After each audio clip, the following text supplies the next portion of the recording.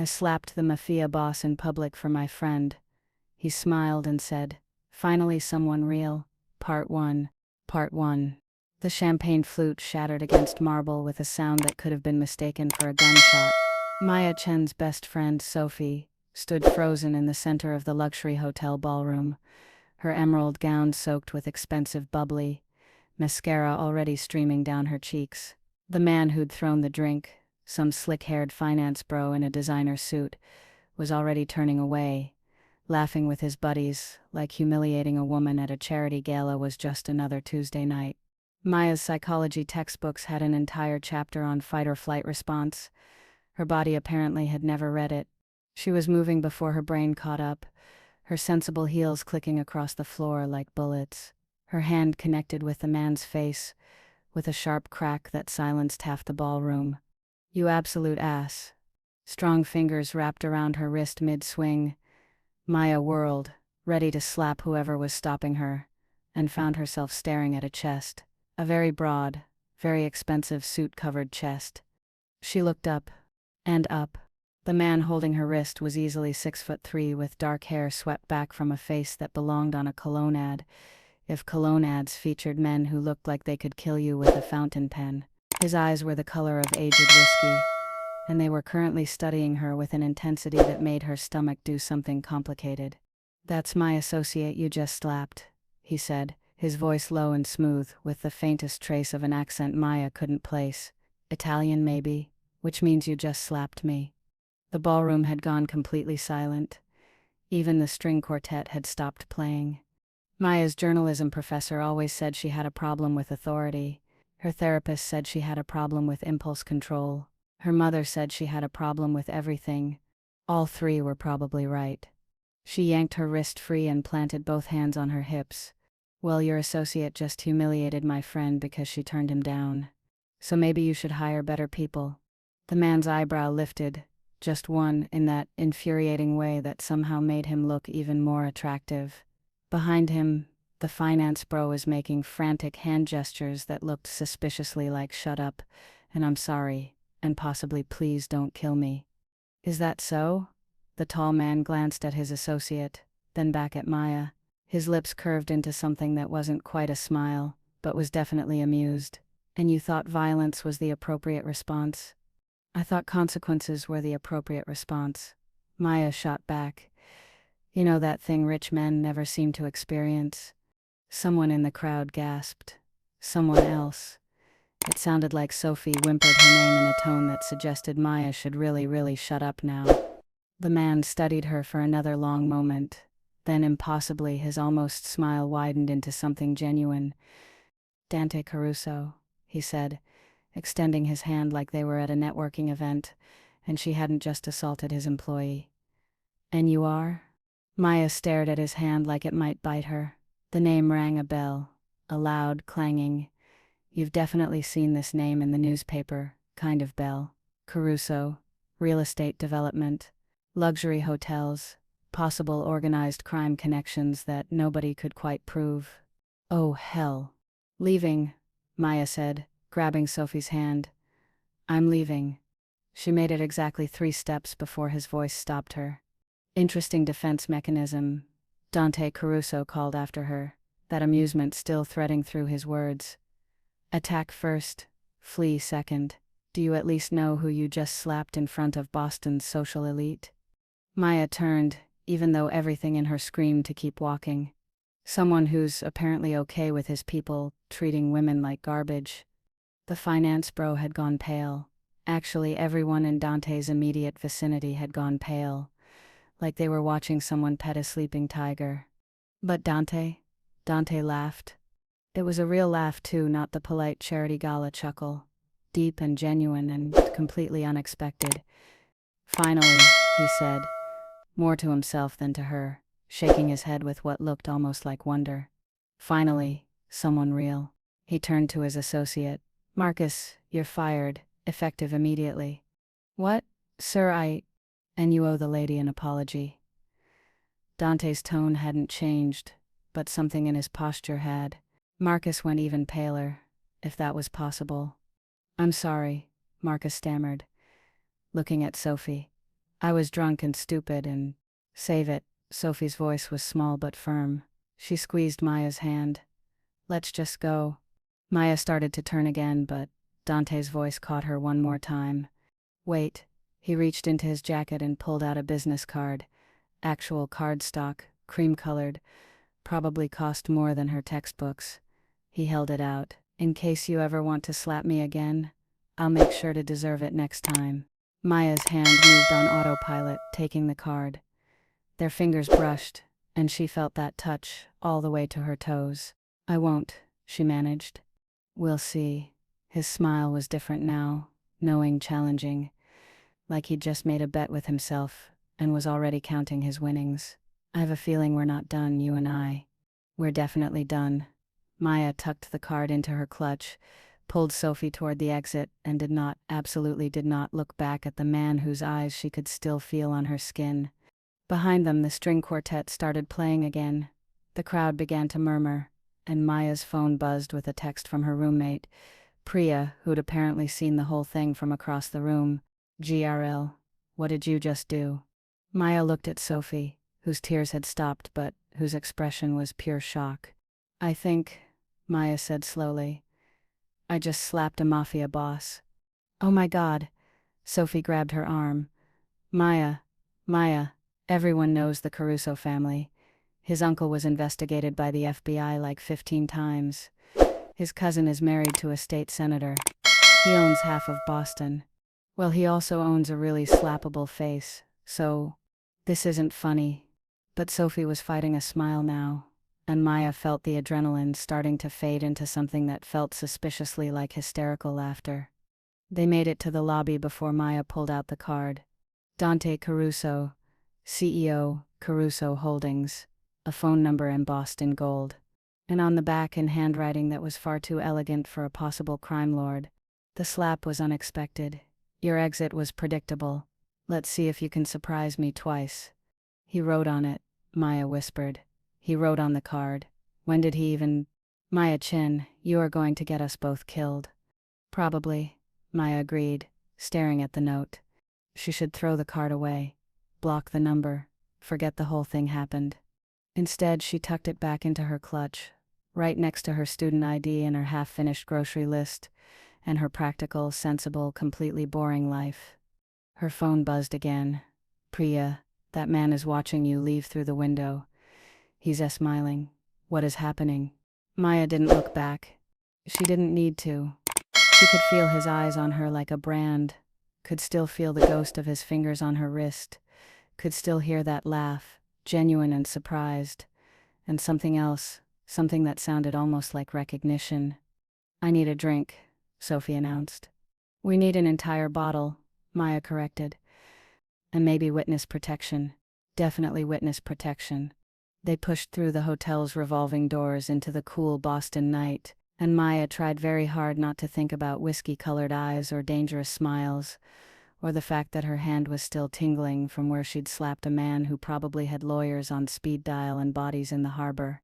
She definitely, absolutely, completely wasn't thinking about the card in her purse, or the way he'd looked at her like she was a puzzle he was dying to solve, or the way her treacherous heart had skipped when he'd said finally, someone real. Nope, not thinking about it at all. What do you think was slapping him the right move, or is Maya about to regret the most impulsive 5 seconds of her life? Drop a comment and let me know if you've ever done something that seemed like a good idea until it very much wasn't. Part 2. The thing about impulsive decisions, Maya had learned over her 26 years of chaotic existence, was that they always seemed brilliant in the moment and catastrophically stupid by morning. This particular morning, sitting in her cramped grad school apartment with last night's smudged eyeliner still stubbornly clinging to her lashes, the stupidity was really settling in. You slapped Dante Caruso, Priya said for the 14th time, sitting cross-legged on their lumpy couch with her laptop balanced on her knees. The Dante Caruso, the man whose family photo could double as a most wanted poster if the FBI had better evidence. Maya pressed her face into her hands. I'm aware. Are you, though? Priya turned her laptop around, showing Maya a gossip website with the headline Mystery Woman Assaults Caruso Heir at Charity Gala, romance, or revenge. Below it, a blurry photo of Maya mid-slap, her face partially obscured but her purple dress very much visible. Because this photo has 17,000 shares and counting. Oh God. There's a Reddit thread. Oh God. They're calling you Slap Girl. There's already a meme. Priya scrolled down. This one has you photoshopped onto a movie poster for how to lose a guy in 10 seconds. Maya grabbed a throw pillow and contemplated suffocation. Hers, not Priya's, though it was a close call. Her phone buzzed. Again. It had been buzzing all morning with texts from people she hadn't spoken to since undergrad, all suddenly very interested in her well-being and whether she was, quote, actually insane or just pretending. The latest was from her mother, Maya. Elizabeth Chen, call me immediately. Your Auntie Susan saw you on Facebook attacking a very important businessman. She says his family owns buildings. Buildings. Maya, plural. Your mom still thinks the plural of building is the ultimate flex? Priya asked, reading over her shoulder. My mom thinks anyone who owns more than a Honda Civic is basically royalty. Maya tossed her phone onto the couch. I should have just let Marcus be a jerk. Sophie would have been fine. She's always fine. Sophie is currently texting me play-by-play updates of how her mom is lighting candles and praying for your safety, Priya said. Also, she wants to know if you've looked at the card. Maya had looked at the card multiple times.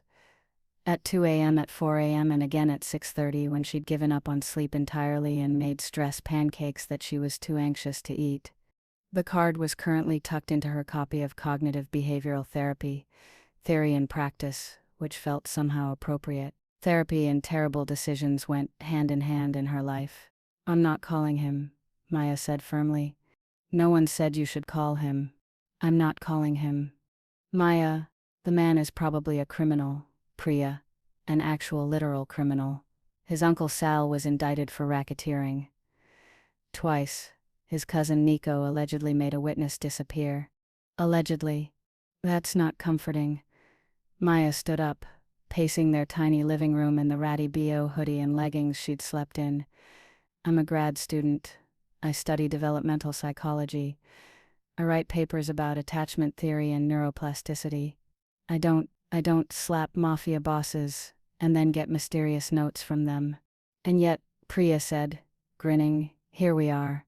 Maya grabbed her phone, pulled up her messages, and showed Priya the text thread with her academic advisor, Dr. Patterson. Miss Chen, I've been made aware of an incident at last night's charity event. Please see me Monday morning. We need to discuss professional conduct and your future in this program. Oh, that's not good, Priya admitted. Not good? Maya's voice cracked. Priya, I'm on academic probation for telling off that visiting professor who plagiarized his grad students' research. I'm already one incident away from being kicked out if I lose my spot in the program. She didn't finish. Didn't need to. They both knew what it meant. Maya had fought too hard to get here. Worked 3 jobs during undergrad. Graduated with honors, despite her mother's constant pressure to just get married already. Spent 2 years applying for grad programs while working as a barista and dodging her ex-boyfriend's increasingly unhinged attempts at reconciliation. This program was everything. Her research on childhood trauma and resilience, her thesis, her future career, all of it hung on staying in Dr. Patterson's good graces. And she'd blown it because she couldn't control her temper for 5 seconds. Hey, Priya stood up, walked over and grabbed Maya's shoulders. Breathe. You're spiraling. I'm rationally assessing my catastrophic life choices. That's literally the definition of spiraling. Priya steered her toward the couch. Sit, I'm making you actual breakfast. Not stress pancakes. And then we're going to figure this out. There's nothing to figure out. I ruined everything. You stood up for Sophie. That's not nothing. Maya slumped into the couch cushions. The purple dress from last night was draped over the armchair, still smelling faintly of expensive perfume and champagne and bad decisions. She'd spent $200 she didn't have on that dress, convinced that networking at the charity gala would somehow lead to research opportunities or professional connections. Instead, she'd committed assault and gotten internet famous for all the wrong reasons. Her phone buzzed again. This time it was Sophie. My mom wants to invite you to dinner to thank you, also to make sure you're not in danger. Also to possibly set you up with her dentist's son because apparently you're spirited and he likes that. I'm so sorry. She's insane. Despite everything, Maya smiled. Sophie's mother was a force of nature who believed every problem could be solved with home-cooked food and aggressive matchmaking.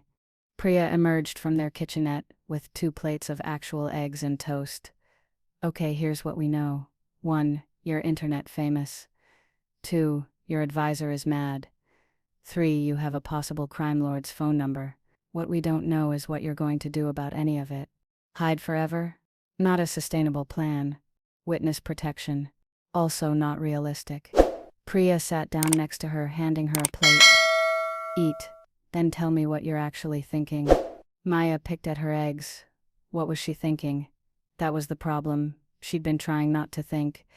About the gala. About Dante's hand on her wrist. About the way he'd looked at her like she was something rare and interesting instead of just another stressed grad student with anger management issues. I keep replaying it, she admitted quietly. The way he smiled, like he was surprised. Happy, almost. The man probably has people kissing his ring all day, Priya said. Someone finally treating him like a regular person probably felt refreshing. He's not a regular person, though. He's Maya gestured vaguely. He's that. All of it. The money, the power, the extremely well-tailored suits, the probable criminal empire, the excellent bone structure. I didn't notice his bone structure. You absolutely noticed his bone structure, Priya grinned. Sophie said you stared at him for like 10 full seconds before you tried to storm off. I was processing the situation. You were processing his face. Maya threw a piece of toast at her. Priya caught it and took a bite, completely unbothered. Look, Priya said. I'm not saying you should call him. I'm just saying, when was the last time someone looked at you like that? Like you were fascinating instead of inconvenient? The question hit harder than it should have. Maya thought about her ex Jeremy, who'd spent their entire relationship trying to make her less intense, about her mother, who loved her but clearly wished she'd been born quieter, softer, more manageable, about Dr. Patterson, who saw her passion as a liability instead of an asset. When was the last time someone had seen her rage and smiled like it was exactly what they'd been waiting for? That's a dangerous way to think, Maya said. Most interesting things are. Before Maya could respond, her phone rang. Not a text, an actual call, from a number she didn't recognize. Don't answer it, Priya whispered, even though she was clearly dying for Maya to answer it. Maya stared at the screen. It was probably a spam call, or a journalist, or someone from the university. She answered. Hello? Miss Chen. The voice was smooth, familiar, and sent an involuntary shiver down her spine. I hope I'm not interrupting your Sunday morning crisis management. Maya's eyes went wide. She pointed frantically at the phone, mouthing it's him while Priya actually squealed and fell off the couch. How did you get my number? Maya managed. I own 3 hotels and have an excellent IT department. Dante Caruso sounded amused. But that's not why I'm calling. I'm calling because you left before we could finish our conversation. We weren't having a conversation. I was leaving a crime scene. He laughed, that same genuine laugh from last night. Is that what we're calling it? I thought it was more of a meet cute. A what? A meet cute. It's a romantic comedy term. When the leads meet in an unusual or amusing way that suggests future romantic potential. He paused. Though I'll admit, most meet cutes don't involve assault. Maya's brain was short-circuiting. Was he flirting with her? While also casually admitting he'd tracked down her private number. Mr. Caruso. Dante. Mr. Caruso, I don't know what you think is happening here, but I think you made quite an impression last night, he interrupted smoothly. I think you're probably panicking right now about the photos online and the potential consequences, and I think you're wondering whether I'm calling to threaten you or to ask you out. Maya's mouth opened, closed, opened again. No sound came out. For the record, Dante continued, it's the latter. Dinner, tonight. There's a restaurant in the North End. Small, family-owned, excellent carbonara. We can discuss the situation, talk about how to handle the press, make sure your academic career doesn't suffer for defending your friend. But unless you'd prefer I send lawyers to the university to explain that the incident was a misunderstanding and that I hold no ill will, though I find dinner more enjoyable than legal documents. Priya had climbed back onto the couch and was frantically gesturing, though whether she was signaling say yes or hang up immediately was unclear. Why would you help me? Maya asked suspiciously. Because you're interesting. Because you didn't apologize or grovel or pretend you didn't mean it. Because when you looked at me, you didn't see money or power or any of the usual things people see. His voice softened slightly. You just saw someone whose employee was being cruel and you reacted. It was honest. I appreciate honesty. I slapped you. You slapped Marcus. And he deserved it. There was a smile in his voice. But I'm willing to let you slap me too, if it means getting to know the woman brave enough to cause a scene at Boston's most exclusive charity event. Maya looked at Priya, who was now holding up a piece of paper with "Say Yes" written in marker, so large it took up the entire page.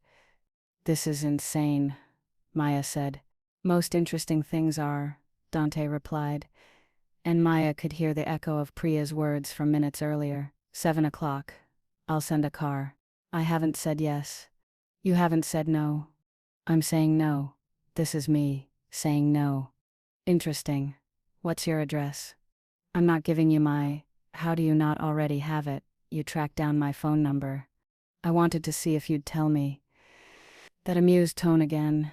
You're very predictable in your unpredictability, Maya Chen. You think you're going to say no, but you're also incredibly curious. You want to know why I'm interested. You want to understand the situation you've found yourself in. And if I'm reading you correctly, which I usually am, you want to prove to yourself that you're not afraid. Maya hated that he was right. Hated it. One dinner, she heard herself say. Public restaurant. I'm bringing my friend. No. Excuse me. Bring your friend and we'll spend the entire evening performing for an audience. Just you and me, Maya. Let's be real with each other. Isn't that what you wanted last night? Something real? Her heart was hammering. This was stupid. Dangerous. Completely ridiculous. How do I know you're not going to, I don't know, kidnap me? Throw me in the harbor? If I wanted you in the harbor, you'd already be there. He said it so matter-of-factly that it should have been terrifying. Instead, it was almost reassuring, in a deeply twisted way.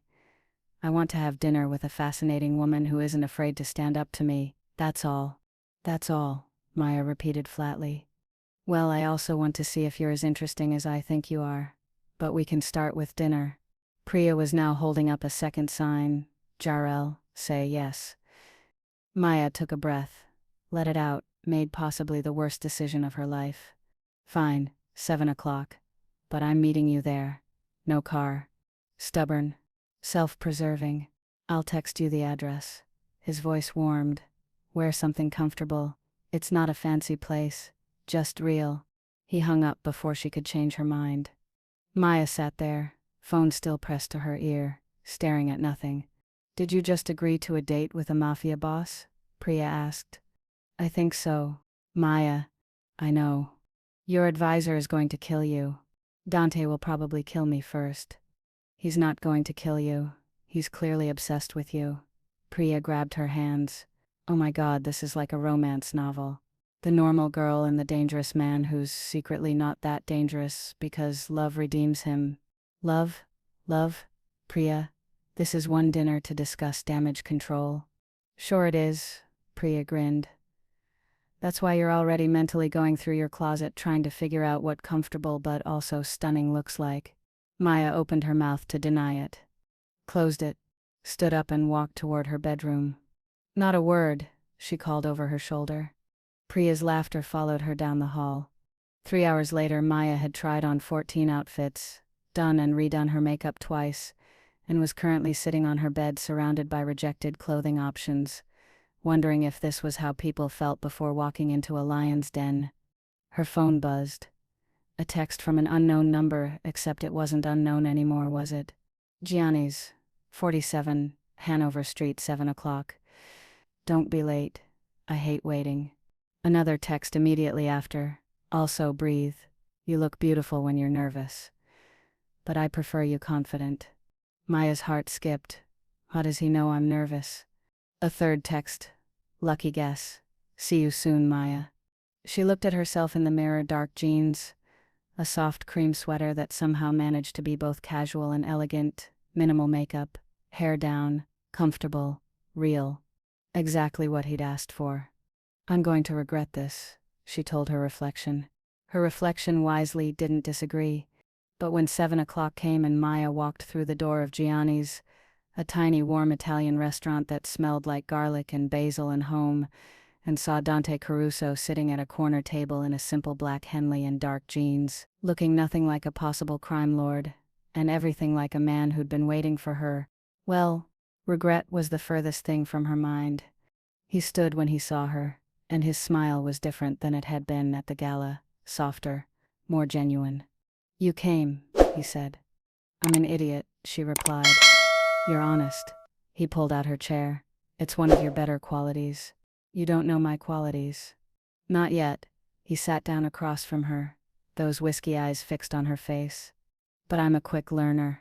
And despite every alarm bell ringing in her head, despite the voice that sounded suspiciously like her mother screaming about danger and poor choices, despite everything she knew about self-preservation and common sense, Maya smiled back. Then let's see what you've got, Mr. Caruso. Dante, he corrected. And trust me, Miss Chen, you won't be disappointed. The waiter appeared with wine, and Maya's phone buzzed with a text from Priya. If you die, can I have your book collection? Maya silenced her phone and looked at the man across from her, dangerous, intriguing, and looking at her like she was the most interesting thing in his very complicated world. Here's to terrible decisions, she said, raising her glass. Dante's smile widened.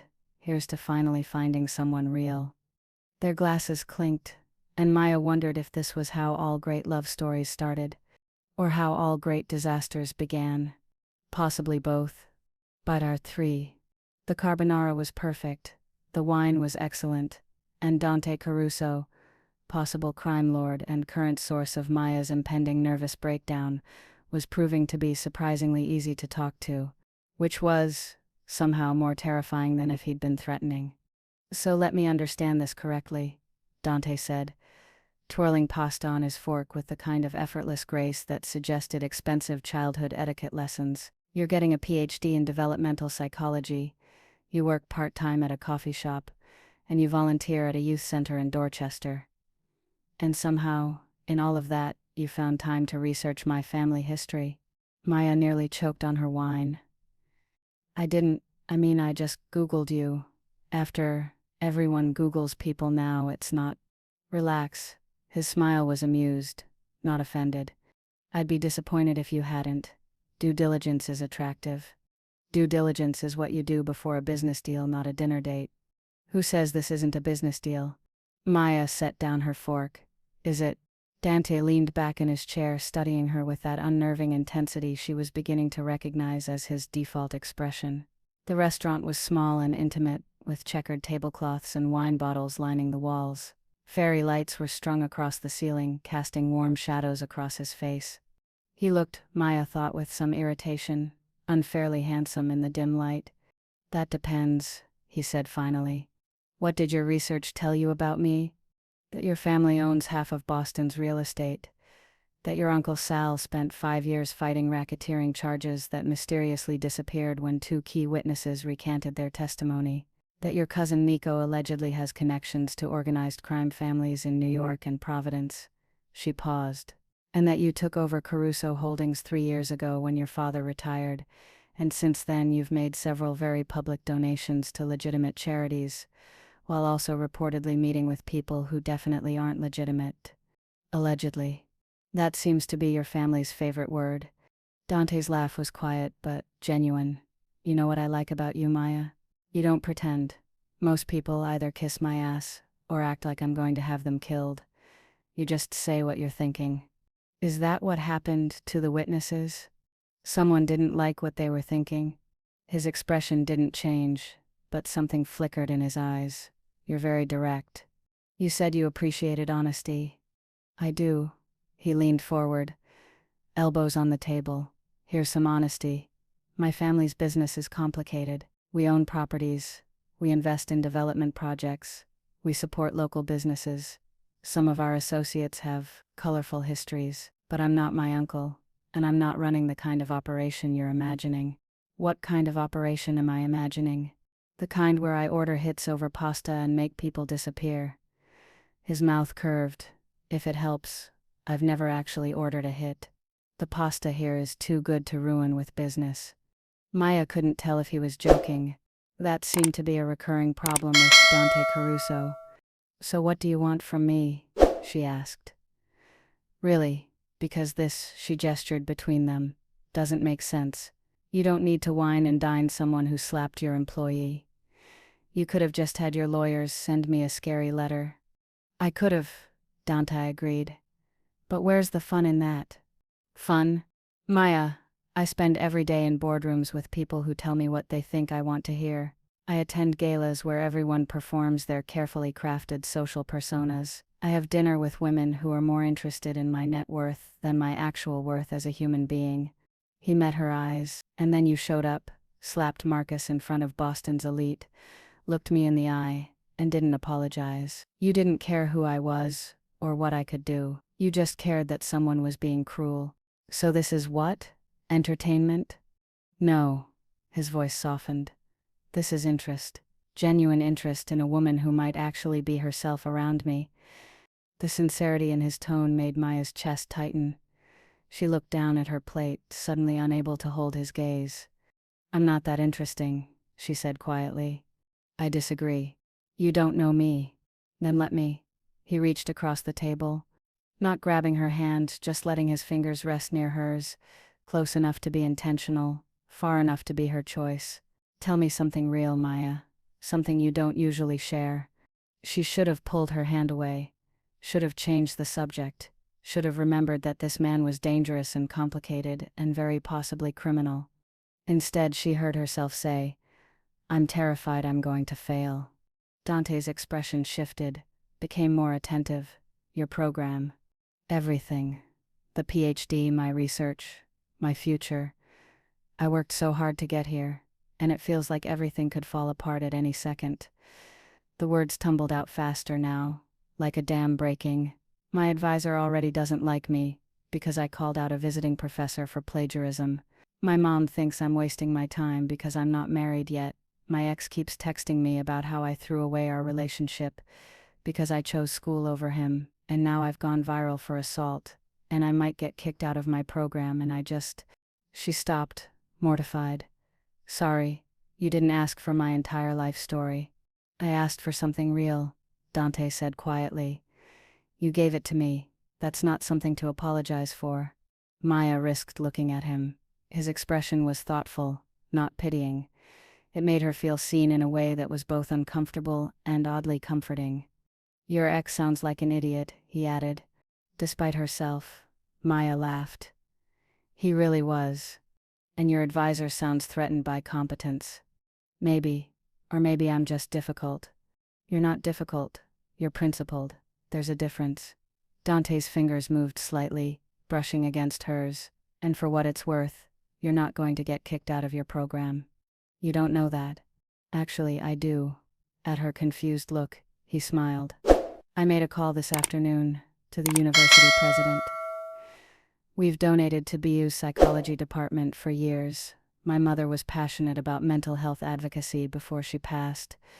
I simply reminded President Warren of our family's continued support and mentioned that one of their most promising graduate students was being unfairly targeted for defending a friend.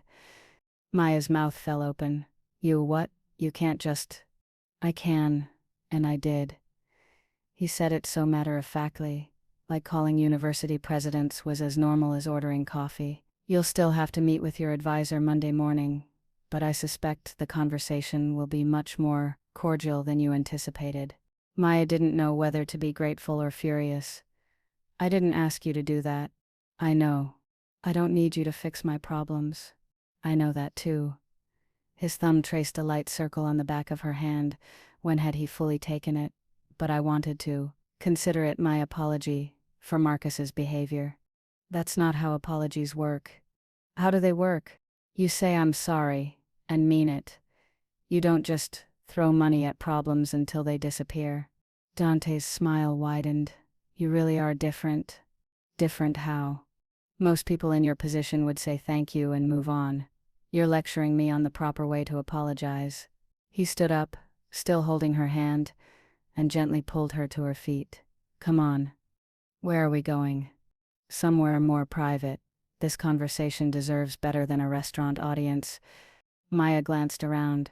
She'd been so focused on Dante that she hadn't noticed the other diners occasionally glancing their way, probably recognizing him, possibly recognizing her from the viral photos. I should go home, she said, even as she let him lead her toward the exit. Should you? Yes.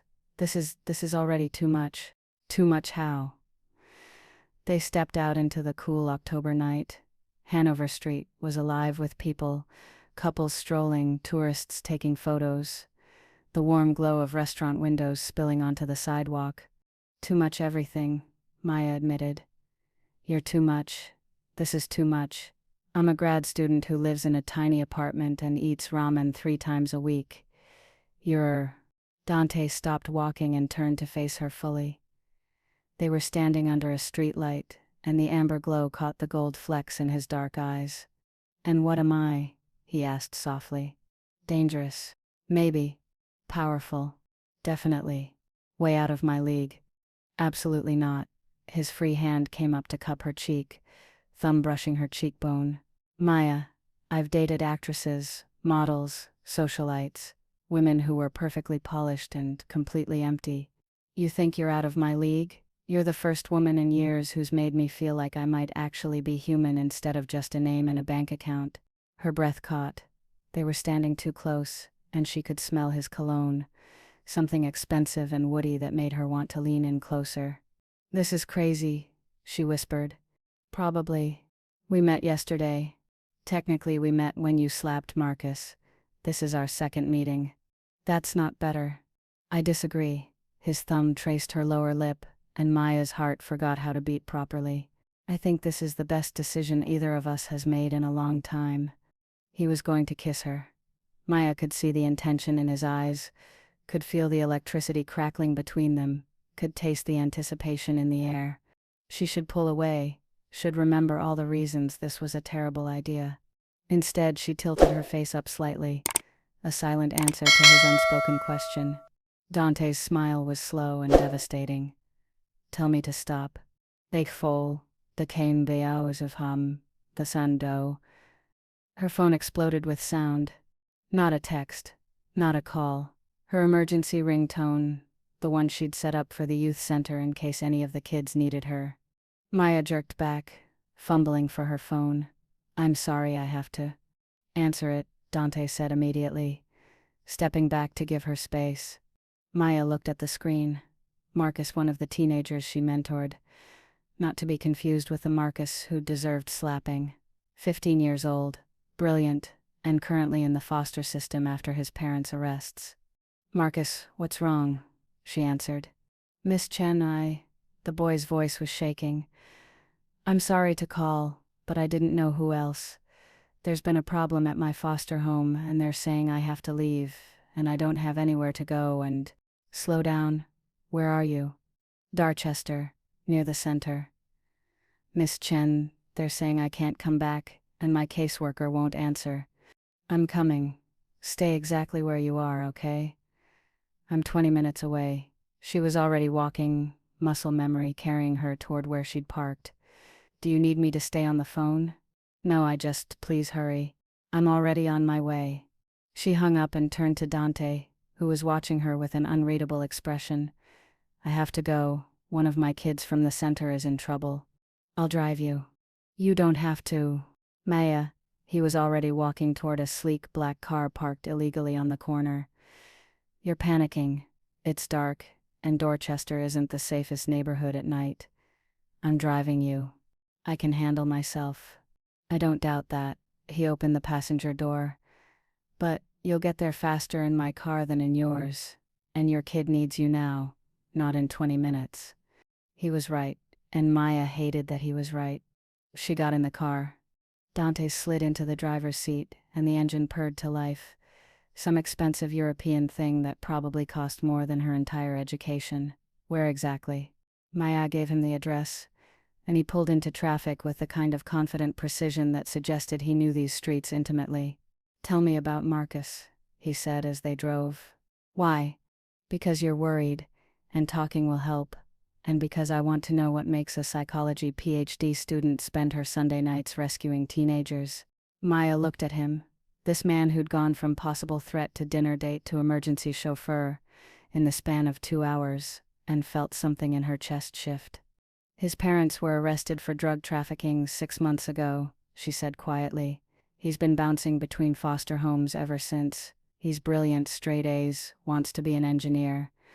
But the system keeps failing him. Every time he settles somewhere, something happens, and he has to move again. And you mentor him." "I mentor 6 kids at the center. Marcus is the oldest. She swallowed hard. He's what my research is about. Resilience in the face of childhood trauma. How some kids survive and thrive despite everything the world throws at them." Dante was quiet for a moment. "And you see yourself in him?" It wasn't a question. Maya turned to look out the window. "My parents divorced when I was 8. My dad left and never looked back. My mom worked 3 jobs to keep us afloat. I know what it's like to feel like the world is against you. But you made it. I got lucky. Good teachers. A scholarship. A stubborn refusal to fail." She looked back at him. "Marcus deserves the same chance. They all do. And that's why you slapped Marcus, the other Marcus at the gala." Janta's voice was soft with understanding. "Because you can't stand watching people abuse power while others suffer." Something like that. They pulled up outside the youth center, a modest brick building with peeling paint and a sign that desperately needed updating. Marcus was sitting on the steps, a backpack at his feet, looking small and scared in a way that made Maya's heart clench. She was out of the car before it fully stopped. "Marcus, hey." She crouched in front of him. "I'm here. Tell me what happened." The boy's eyes were red-rimmed. "Mr. Peterson, my foster dad. He came home drunk, started yelling, threw some stuff. I locked myself in my room and called my caseworker, but she didn't answer, so the emergency line said they'd send someone, but it could take hours. And Mr. Peterson said I had to leave, so I grabbed my stuff and left." Maya's jaw clenched. "Did he hurt you?" "No, but Miss Chen, I can't go back there. I can't." "You're not going back there." She looked up as Dante approached. "This is a friend, Dante. He helped me get here quickly." Dante nodded at Marcus, then turned to Maya. "What do you need?" What she needed was a miracle. Marcus couldn't go back to the Petersons, but the emergency foster system was overwhelmed. It could be days before they placed him somewhere safe, and in the meantime— "I can stay at the center," Marcus said quickly. "Just for tonight. Miss Chen has keys, right?" "I'll be fine. I just need—" "You're not staying here alone," Maya said firmly. "Then I'll find somewhere. He can stay with me." Maya and Marcus both turned to stare at Dante. "What?" Maya said. "Marcus have a guest house at my property in Brookline. 5 bedrooms, fully furnished, completely separate from the main house. He can stay there tonight. Hell, he can stay there as long as he needs while you sort out proper placement." Dante looked at Marcus. "You'd have your own space, security, and I'm assuming you'd prefer that to the uncertainty of the emergency system." Marcus looked at Maya with desperate hope. "Miss Chen." Maya's mind was racing. This was insane. She barely knew Dante. She couldn't just hand off one of her kids to a possible crime lord. But she also knew the alternative. She knew what the emergency foster system looked like at night.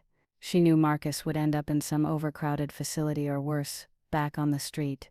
And despite everything, despite the danger and the complications and the absolute insanity of the situation, she looked at Dante and saw genuine concern in his eyes. "Can I talk to you for a second?" she asked Dante. They stepped away from Marcus, near Dante's car. I can't let him stay with you, Maya said quietly. I don't know you. I don't know if you're safe. I don't. You know I called a university president to protect your career. You know I drove across the city without hesitation to help a kid I've never met. You know I'm standing here offering my guest house instead of just throwing money at the problem. Dante's voice was low, intense. What else do you need to know? That you're not going to use this as leverage. That you're not doing this to manipulate me or get something from me. I'm doing this because a 15-year-old kid needs help and I can provide it. That's all. He paused. But if you want leverage, here it is. You'll have full access to the guest house. You can visit whenever you want, stay there with him if it makes you feel better. I'll have my lawyer draw up a formal arrangement stating that Marcus is under your guardianship while he's there. Will that work? Maya stared at him. Who are you? Someone who used to be a scared kid who needed help, Dante said quietly. Someone who remembers what it's like to feel powerless. And someone who currently has the power to make sure Marcus doesn't spend tonight terrified and alone. It was the most honest thing he'd said all evening. Maya looked back at Marcus, then at Dante. Okay, she said. But I'm coming too, tonight, to make sure it's safe. I wouldn't have it any other way. 20 minutes later, they were pulling through the gates of what could only be described as an estate. The main house was a sprawling modern structure of glass and stone, lit from within with warm light. The guest house was smaller but no less impressive, a 2-story cottage with its own entrance and garden. Marcus's eyes were wide. Miss Chen, this is insane. Tell me about it, Maya muttered. Dante unlocked the guest house and flipped on the lights, revealing a space that was somehow both luxurious and comfortable. Hardwood floors, plush furniture, a kitchen that probably cost more than Maya's annual stipend. There are 3 bedrooms upstairs, Dante said to Marcus. Pick whichever one you want. Bathrooms fully stocked. Kitchen has food. Help yourself to anything. Wi-Fi password is on the fridge. Marcus looked at Maya. Is this real? Apparently, she said, still trying to process the fact that this was her life now. Why don't you get settled? Dante suggested to Marcus. Pick a room, take a shower if you want. Maya and I will be downstairs if you need anything. Marcus nodded and headed upstairs, backpack clutched to his chest like a lifeline. Once he was gone, Maya turned to Dante. I don't understand you. What's to understand? This, all of this. You're supposed to be a dangerous crime lord, but you're offering sanctuary to homeless teenagers and calling university presidents and driving across the city without hesitation. She shook her head. It doesn't make sense. Maybe I'm not what you think I am. Or maybe you're exactly what I think you are, and that's what scares me. Dante stepped closer into her personal space, his eyes intense in the soft light. I'm going to tell you something true, Maya, and then you can decide what you want to do with it. Okay. I am my father's son. I grew up in a world where power matters, where connections are currency, where sometimes the law is more of a suggestion than a rule. His voice was low, honest. I've made decisions that would probably horrify you. I've protected family members who didn't deserve protection. I've looked the other way when looking closer would have been inconvenient. Maya's throat was tight, and I'm supposed to be okay with that? No, but I'm also not that man anymore. When I took over the company 3 years ago, I made changes. Legitimate investments, clean business practices, distance from the more colorful aspects of my family's history. He reached up, tucking a strand of hair behind her ear. I'm not perfect, Maya, but I'm trying to be better, and meeting you makes me want to try harder. That's a lot of pressure to put on someone you met yesterday. I know, I'm sorry. His hand lingered near her face, but I meant what I said at dinner. You're real, you make me want to be real too. Maya should have pulled away, should have taken Marcus and left, should have remembered all the reasons this was dangerous. Instead, she asked, what happens now? Now you stay tonight, make sure Marcus feels safe. Tomorrow we figure out a long-term plan. I'll hire the best family lawyer in Boston to help with his case. You focus on your program and your research. His thumb brushed her cheek. And maybe, if you're willing, we see where this goes. This? He smiled slightly. Whatever this is. Maya's phone buzzed. A text from Priya. If you're not dead in a ditch, please confirm. Also, your mom called me asking if you're dating a criminal. I said no, but I might have been lying. Despite everything, Maya laughed. Something funny? Dante asked. My life, she said. Yesterday I was a normal grad student. Now I'm standing in a crime lord's guest house after he rescued my mentee and confessed to having a complicated past. Allegedly a crime lord. That's not helping. No? He leaned closer, his breath warm against her ear. What would help? I have no idea, Maya admitted. Then let's figure it out together. And for the first time since slapping Marcus at that charity gala, Maya thought maybe, just maybe, she'd made the right impulsive decision. Even if it was absolutely, completely, utterly insane. Part 4. Rising tension. Maya woke up in a bed that cost more than her car. For a disorienting moment, she forgot where she was. Then it all came rushing back. Marcus's emergency call, Dante's rescue mission, the guest house that looked like something from Architectural Digest, and the fact that she'd agreed to stay the night to make sure her mentee felt safe. She grabbed her phone from the nightstand. 6:47 a.m., 14 texts from Priya, ranging from "Are you alive" to "I'm calling the police" to "Wait, are you having sex with him?" Maya typed back, "Alive, not having sex. Long story, we'll explain later." Priya's response was immediate. "It's 6:47 a.m. and you're just now texting me back. I thought you were dead. Sorry, fell asleep. Everything's fine." "Fine. You spent the night at a possible crime lord's house, and everything's fine?" Maya looked around the guest bedroom, pristine white linens, floor-to-ceiling windows, overlooking a garden, original artwork on the walls. Fine seemed like an understatement, but also completely inadequate to describe the situation. "I'll call you later," she texted. "Need to check on Marcus." She pulled on yesterday's clothes, ran her fingers through her tangled hair, and headed downstairs. The smell of coffee and bacon hit her first. Then voices, Marcus's young tenor and Dante's deeper rumble, both coming from the kitchen. Maya rounded the corner and stopped. Dante was at the stove, wearing dark jeans and a plain white t-shirt that should have been casual, but somehow looked designer. His hair was slightly mussed, like he'd run his hands through it recently. Marcus sat at the counter, showered and changed into clean clothes that definitely weren't from his backpack. "So the key is getting your application in early," Dante was saying, flipping what looked like perfect French toast. "MIT's engineering program is competitive, but with your grades and the right essay you've got a real shot."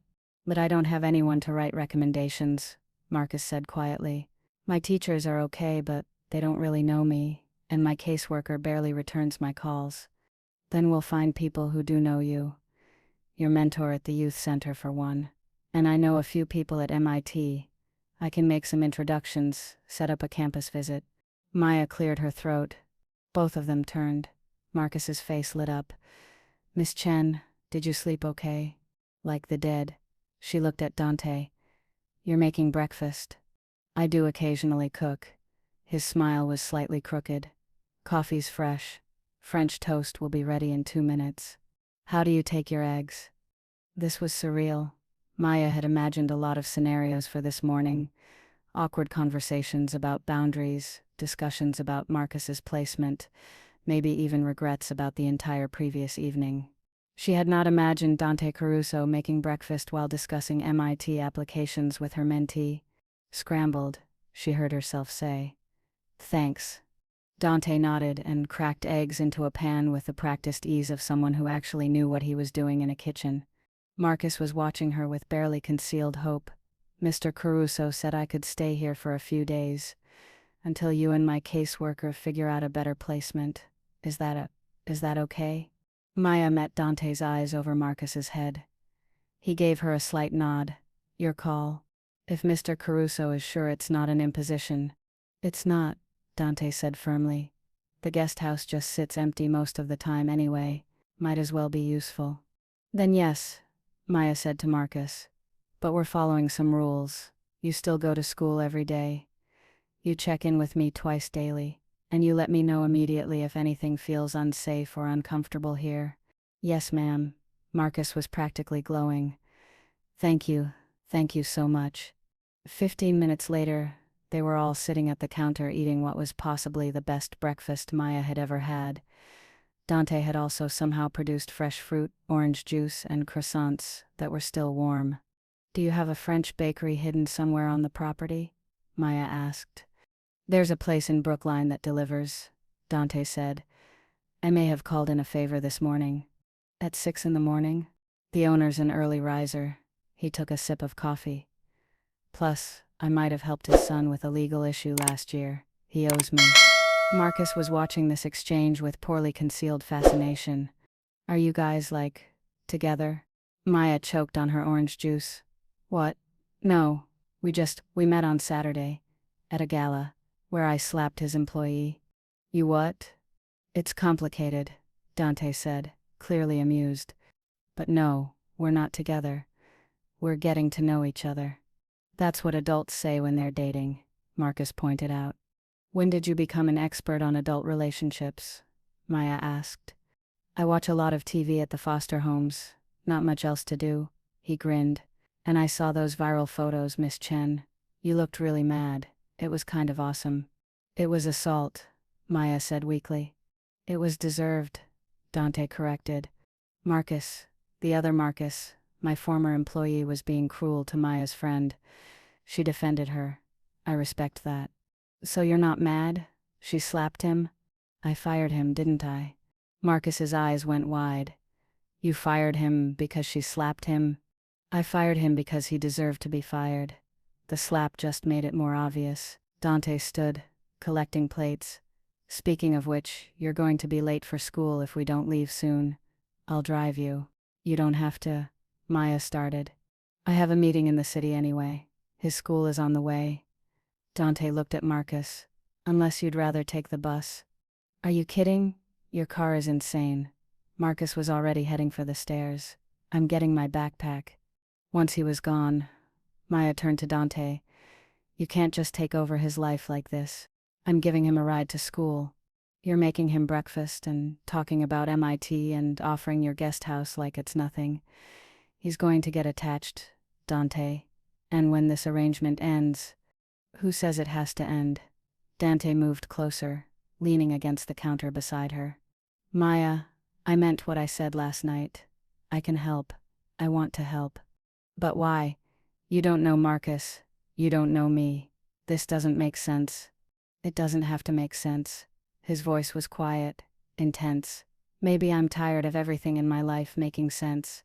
Maybe I want to do something good for once, without calculating the return on investment. Maya looked at him, really looked at him. There were shadows under his eyes, suggesting he hadn't slept much. His jaw was tight with something that looked almost like vulnerability. What happened to you? She asked softly. What do you mean? Something made you like this. Something made you want to help a random teenager and chase after a woman who slapped your employee. What was it? Dante was quiet for a long moment. When he finally spoke, his voice was different, rougher, more honest. My brother, he said. Luca. He was 3 years younger than me. When I was 16 and he was 13, our father got arrested for the first time. Racketeering charges, just like you mentioned.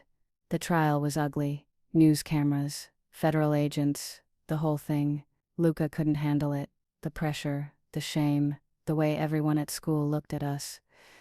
Maya's chest tightened. What happened? He started using pills first, then harder stuff. By the time I realized how bad it was, he was already gone. Not dead, he added quickly, seeing her expression, but gone. The brother I knew disappeared into addiction. My parents sent him to rehab after rehab, but nothing stuck. Last I heard, he was in California somewhere, still using. I'm sorry, Maya whispered. I was supposed to protect him. I was the older brother. I was supposed to notice, to help, to do something. Dante's hands clenched on the counter. So when I see a kid like Marcus, smart, good, just trying to survive a system that doesn't care about him, I can't just walk away. I can't be the person who notices and does nothing. Not again. Maya reached out without thinking, covering his hand with hers. You were 16. What happened to Luca wasn't your fault. My head knows that. The rest of me doesn't care. They stood there for a moment, hands touching, something fragile and important passing between them. Then Marcus thundered back down the stairs, backpack slung over his shoulder, and the moment broke. "Ready," he announced. Dante straightened, his businessman mask sliding back into place. "Maya, do you need a ride back to your apartment? I have my car at the restaurant still, remember? I should probably get it before it gets towed. I'll have someone deliver it to your place. You can't just consider it payment for coming to Marcus's rescue last night." He grabbed his keys. "Come on, kid. Let's get you to school." Marcus practically bounced out the door. Dante paused at the threshold, looking back at Maya. "Tonight," he said. "Dinner again. Just us this time. No emergencies." "Dante. 7 o'clock. I'll pick you up." His smile was challenging. "Unless you're going to tell me you're not curious." Maya should have said no, should have established boundaries, should have remembered that this man was complicated and dangerous, and definitely not someone she should be getting involved with. "Fine," she said instead. 7 o'clock. But somewhere normal this time, not a fancy restaurant. Define normal. Somewhere a grad student could afford. That's a lot of places. Somewhere you would never normally go. Dante's smile widened. Challenge accepted. By the time Maya made it back to her apartment, in her mysteriously delivered car, which now also contained a bag of those expensive croissants, and a note that said, "For Priya, so she stops threatening to call the police." It was almost 10. Priya was waiting in the living room, laptop open, clearly having spent the morning researching. "Sit," she commanded. "Talk. Explain everything." Maya collapsed onto the couch and told her everything. The dinner, Marcus's call, the guest house, this morning's breakfast, Dante's story about his brother. When she finished, Priya was staring at her with an expression somewhere between awe and concern. "So let me get this straight," Priya said slowly. "The possible crime lord is actually a traumatized older brother trying to save kids because he couldn't save his own sibling, and he's wooing you with expensive breakfasts and acts of service." That's one way to put it. "Maya, this is literally a romance novel plot. This is my life, Priya. Your life is currently better than most romance novel plots." Priya grabbed her hands. "Girl, he told you about his brother. He's letting Marcus stay in his guest house. He's picking you up for a second date tonight." "It's not a date. It's a date. Stop lying to yourself." Maya's phone buzzed. A text from an unknown number that she somehow knew was Dante. "Your car was returned safely, I hope. Also, Marcus made it to school on time and texted me that his first period teacher said he seems more settled today. Small victories." "He's texting you updates about Marcus," Priya said, reading over her shoulder. "He's texting you updates about your mentee, Maya." "Maya. I know. Do you, though? Because you're still acting like this is some dangerous thing you need to run away from, when really this is a gorgeous, wealthy man who is clearly obsessed with you and wants to do good things with his resources. And..." Priya paused. "Wait, is he actually dangerous? Like, has he actually done crimes?" Maya thought about Dante's confession. "I've made decisions that would probably horrify you." "I don't know," she admitted. "Probably. His family has connections to organized crime. He's definitely operated in moral gray areas, but he's also trying to be better. So he's a morally complex love interest with a traumatic past who's trying to redeem himself through good deeds and loving the right woman." Priya flopped back on the couch. "Yep, romance novel, called it. Real life doesn't work like romance novels. Doesn't it though? You literally slapped a man and he fell for you. If that's not romance novel logic, I don't know what is." Maya couldn't argue with that. Her phone buzzed again. This time it was Sophie. "My mom wants to know if you're dating the hot rich man from the photos. She saw you leaving the restaurant with him and apparently has opinions about Italian men and their romantic potential." Maya groaned. "How does everyone know about this? You went viral, remember? Slap Girls is a household name now." Priya pulled up her laptop. Oh look, there's a new thread on Reddit, analyzing your enemies to lovers arc with Dante. They're shipping you. You have a ship name. It's Danya. I hate everything. You don't hate Dante. I don't. Maya stopped. I don't know what I feel about Dante. Yes, you do. You're just scared to admit it. Priya closed her laptop and looked at her seriously. Maya, I've known you for 3 years. I've watched you date safe, boring men who never challenged you. I've watched you throw yourself into your research and your mentoring because it's easier than being vulnerable with someone. And now you've met someone who actually sees you. The real you, the intense, passionate, complicated you. And you're terrified. I'm not terrified. You're terrified that he's actually as good as he seems, that this could actually be real, that you might actually deserve something this good. Maya's throat was tight. What if he's not good, though? What if he's dangerous and I'm making a huge mistake? Then you're making it with your eyes open. You're not stupid, Maya. You know who he is, what he comes from, what he might be capable of. But you also know what you saw last night, a man who dropped everything to help a kid he'd never met. A man who told you about his brother because he trusted you with something real. A man who's going out of his way to show you he's serious about this. This being what exactly? Whatever you want it to be. Priya smiled, but I think he wants it to be everything. At 6:58 p.m., Maya was standing in front of her apartment building wearing jeans, boots, and a leather jacket, feeling simultaneously overdressed and underprepared for whatever Dante had planned.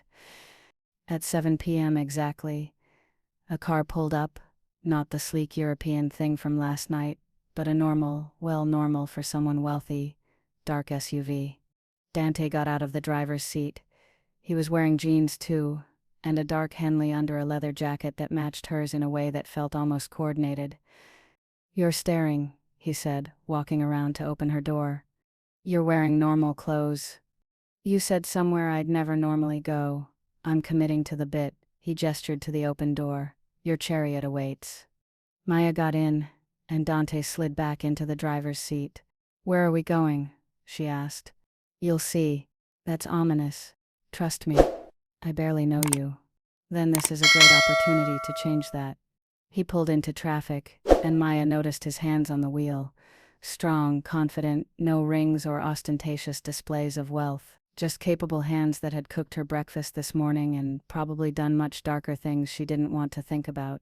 They drove through Boston as the sun set, painting the sky in shades of orange and pink. Dante didn't fill the silence with nervous chatter or awkward small talk. He just drove, occasionally glancing at her with a small smile, like he knew something she didn't. Finally they pulled up outside a building Maya recognized. "The arcade," she said. "You said somewhere normal. Somewhere I'd never normally go." Dante got out and came around to open her door. "I haven't been to an arcade since I was 12. Seems pretty far outside my usual territory." Maya stared at the neon lights, the sounds of games and laughter spilling out onto the street. It was perfect. Completely unexpected and absolutely perfect. "You're serious?" "I'm always serious." He offered his hand. "Come on. I want to see if I still remember how to play skee-ball." Maya took his hand, and something warm bloomed in her chest. "You're insane," she said. "Probably," Dante agreed. "But you're here anyway. I'm starting to think that says more about me than about you. Maybe," he laced his fingers through hers. "Or maybe it says that sometimes the crazy choice is the right one." They walked into the arcade together, and Maya thought about Priya's words, about being terrified, about deserving good things, about making mistakes with her eyes open.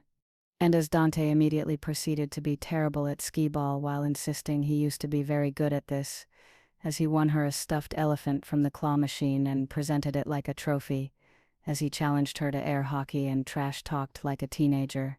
Maya thought maybe, just maybe, this was the best mistake she'd ever made, even if it was absolutely, completely, utterly insane.